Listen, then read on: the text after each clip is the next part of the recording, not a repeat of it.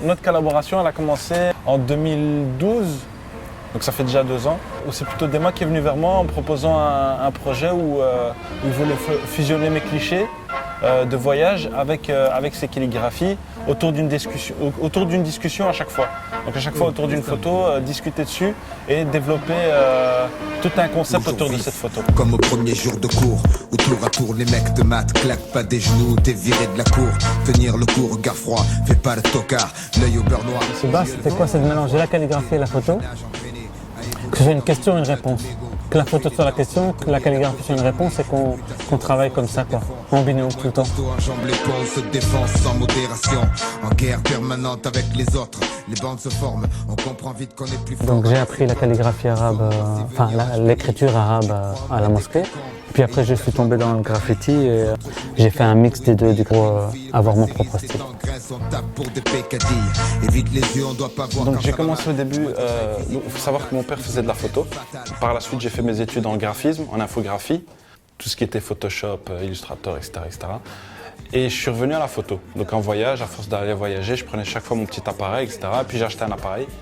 Et là j'ai vraiment commencé avec mon bagage artistique, etc., que j'ai pu avoir à l'école, j'ai pu l'appliquer sur mes photos et ainsi de suite. Donc c'est vraiment venu comme ça. Et puis il y a eu cette passion du voyage qui s'est vraiment bien mariée avec la photographie pour faire ces photojournalismes un peu partout dans le monde. Comme le refrain d'une chanson de Brel pour te parler du bordel. Royaume de Belgique, pays de pauvres, tu pars en couille comme un plat de nouilles. Jugé à la sauvette par une justice qui s'embrouille.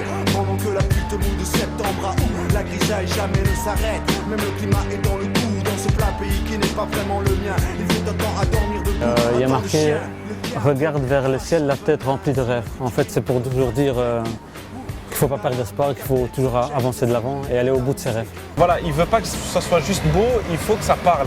Il faut que ça touche la personne, il faut que ça touche le spectateur de cette fusion-là. Et ce qui est très important aussi, en fait, il faut vraiment le souligner parce que je pense que c'est essentiel dans le travail d'un artiste, c'est la transmission de son savoir-faire.